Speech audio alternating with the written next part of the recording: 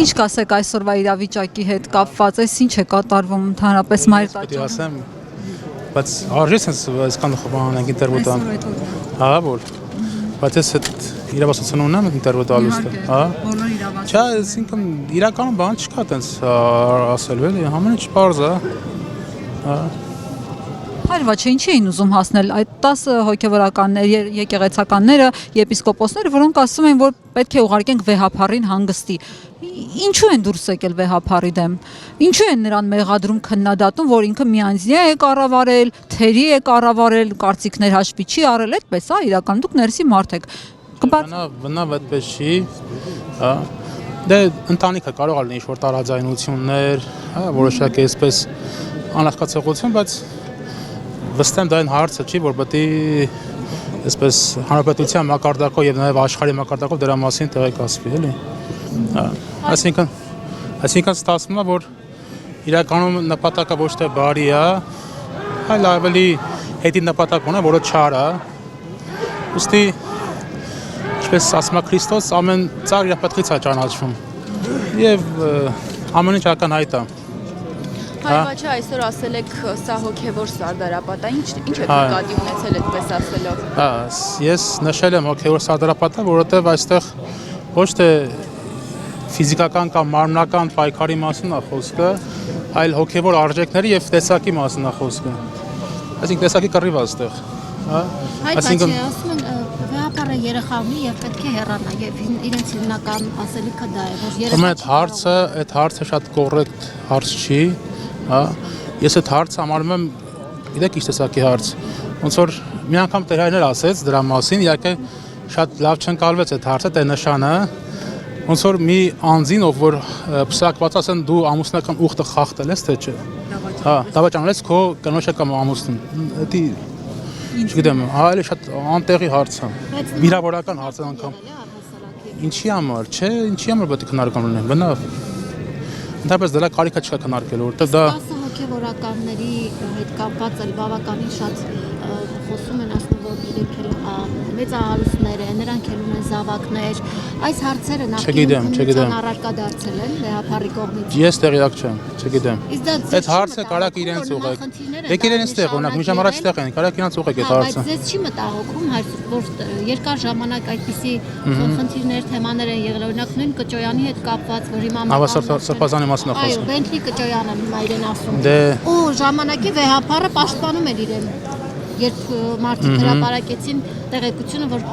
Նավասարդ Կճոյանը Բենթլիով է շրջում եւ վեհապառը իրեն պաշտպանեց։ Հիմա նույն Նավասարդ Կճոյանը վեհապառի դեմ է դուրս եկել։ Դե իրեն կարելի է հարցնել, անկեղծ չեմ կարելի փոխարանը որպես փաստաբան ներկայանամ էլ այդպես։ Հոգևոր հովիվ եք դուք։ Հա, բայց ինչ կապ ունի։ Ես չեմ կարող ամեն մի հոգևորականի համար ինչ-որ որևէ դատախություն ասել։ Այս երևույթները դες համար դատապարտելի են, թե ոչ։ Այսինքն Որ երևույթների մասն է խոսքը։ Ինչ որ նոր ներկայացրեցի։ Դե բնականաբար դրանք ընդունելի չի որպես, այսինքն հոգևորականի կերպարն հարիր չի դա։ Եթե իհարկե դա ճշմարտություն է, հա։ Եթե զուտ բամբասանքի մակարդակի խոսակցությունը ես չեմ կարող դա հավաստել, հա։ Ասում են, շատ բան են ասում։ Երբ տեղի ունեցավ Հայրվաչի այդ խզումը, հա, հոգևորականների մի մասի եւ մյուս մասի միջև, նախկինում այսպես խորը տարաձայնություններ են եղել, անդադ փակվել են այդ թեմաները, հետո միանգամից այսպես պայթեցվեց, թե վարչապետ Փաշինյանին հաջողվեց ինչ որ կոմպրոմատներով, ինչ որ հարցով պարզապես նրանց իր կողմը քաշել։ Չեմ կարող ասել, անկեղծ չգիտեմ։ Հայրվաչը Ամեն ինչ հնարավոր է, բայց ենթադրությունն է, որը մենք իբրև հավաստի տեղեկություն չեն կարող հրապարակել, հա։ Այստեղ հայտարարեցի 10 սրբազաններից հայտարարեցին, որ հաջորդ անգամ գալու են պատարակ մատուցելու մայր տաճարում։ Դա հնարավոր Հալույցները կարող են պատարակ մատուցել։ Ովքեր եպիսկոպոսների մասն է։ Չեն ասում։ Եպիսկոպոսները հայտարարեցին, որ հաջորդ անգամ գալու են։ Եթե վեհապար օրդությունը կունենան պատարակ մատուցելու համար, իհարկե կարող են։ Իսկ եթե չունենան։ Չունենան ինչպես դիմատություն։ Այսինքն բռնությամբ պետք է գան։ Վարչապետն ասեց այլևս վեհապարի կարծիքը հաշվի չեն կառնելու, մեր համար Տեր Թադեն մնում է Տեր Թադե, Տեր Արամը Տեր Արամ։ իր կարծիքն է, մենք այդ կարծիքը չենք կիսում բնականաբար, եւ այդ կարծիքը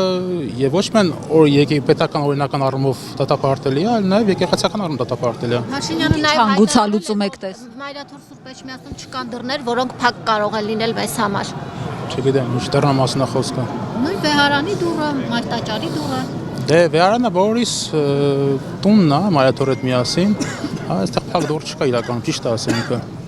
Եթե մենք գալիս ենք մեր հոգևոր օրանը, այստեղ փակ դուռ չկա բնականաբար, գալիս ենք այստեղ օրհնության։ Ինչու՞ չեն կարող մտնել հանգիստ պատարակ մատուցել։ Չէ, դա արդեն ուրիշ հարց է։ Դա պետք է ունենաս օրհնությունը Վեհապարի Մարտաճարում պատարակ մատուցելու համար։ Հա։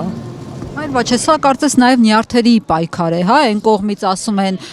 Վեհարանը վեհին է, պետք է Վեհապարը դուրս գա, պետք է վաղ թե ուշ լքի, մյուս կողմից ասում են, որ Վեհապարը ընտրվում է մեր ժողովի կողմից, դուք չեք կարող, վարչապետը չի կարող խառնել եկեղեցու գործերին եւ ցմահ է ընտրվել։ Այս հարցի հանգուցալուծումը ի վերջո ո՞նց է լինելու։ Տեսեք, ժողովուրդ, ուրեմն հայ եկեղեցին շատ դարավոր այսպես փորձառություն ունի։ Այսինքն կաթողիկոսական գահը բազմիցս ենթարկվել է տարբեր հարձակումների, տարբեր, չգիտեմ, այսպես արշավանքների, նաև ինչու՞ չէ։ Հետապես դարերի այդ փորձառությամբ եկեղեցական մեր հայերը որոշել են այնպիսի կուր կանոնակարգ եկեղեցական կաթողիկոսական գահի համար, որ նման մարկային գործունը երբեք չխաթարի գահի այսպես անսասանությունը։ Դրա համար իրենք հիմա հայտնվել են փակուղու առջև։ Այսինքն դարերի փորձառությունը, որ կաթողիկոսական գահը պետք է մնա անսասան, այսինքն որևէ, չգիտեմ, մարդկային այսպես ֆակտոր հետևանքով չտատանվի, դա այսպես դարերի ընթացքում այսպես ավելի կանոնակարգվել է, ավելի հաստատվել է, հա։ Ունենք հիմա հետևյալ կարգը, որ կաթողիկոսը ընտրվում է ազգային եկեղեցական ժողովի կողմից, որը հայ եկեղեցու բարձրադիր գերադիր մարմինն է։ Այնտեղ գալիս է կաթողիկոսը երկրորդ աստիճանում։ Հետապես միակ իրավասու կոմպետենտ մարմինը հայ եկեղեցուն, որը իրավասություն ունի կաթողիկոս ընտրելու եւ նաեւ իր ընտրածին հրաժարվելու, դա ազգային եկեղեցական ժողովն է։ Եվ սա դարձել եմ ասում հայ եկեղեցու պատմական դարերի փորձառության արդյունքում է ստեղծվել, ոչ լավ փորձառության արդյունքում։ Որովհետեւ կամայականություն չլինի կաթողիկոսին հանելու, նորը բերելու եւ այլն։ Այսինքն 10 եպիսկոպոսները չեն կարող որևէ գործընթաց սկսել։ Անշուշտ չեն կարող, անշուշտ չեն կարող։ Դա մասին Մայրաթորը բարձրացնել է։ Փաշինյանի թեզը, որ տրթատ արքան է քրիստոնեությունը, Հայաստան մեր հետևաբար պետական պաշտոնյա է, այս թեզին դուք ո՞նց եք հակադարձ։ Չէ, մենք ճիշտ պետք է դեպքերը նկարագրենք եւ ներկայացնենք, որ տրթատ մեծ թագավորը, որը սուրբ թագավոր է համարվում հայ եկեղեցում, սրբադասված թագավոր է, իր օրոք դարձավ քրիստոնեության պետական կրոն եւ ոչ ավելին, ասենք քրիստոնեությունը կար առաջի դարից, երբ որ Թադեոս Բարդոմոս Սարաքյանը եկան քարոզեցին Հայաստանում, հա, եւ հիմք դրեցին քրիստոնեությանը հայոց աշխարհում եւ այդ պատճառով մեր եկեղեցին կոչվում է առաքելական եկեղեցի։ Ոչ միայն այն պատճառը, որ հիմնադիրներ համարվում են Թադեոս եւ Բարդոմոս Սարաքյաններ, այլ նաեւ կատարում է եկեղեցին նույն առաքելական իշխանությամբ իր գործառույթները եւ նույն առաքելական այսպես կոչմամբ, այսինքն քարոզել քրիստոնեություն, ավետարան, այսինքն ինչ որ առաքելները անում էին։ Այդ նույն գործառույթը այսօր եկեղեցին դրանք կոչվում են նաեւ առաքելական։ Ոչ միայն հիմնադիրներ համարվում առաքելները, այլ նաեւ որ նույն գործունեությունն է շարունակում առաքելների։ Պետական պաշտոնյա, եթե նույնիսկ համարենք տրթատ մեծին, այնպես չի, որ դա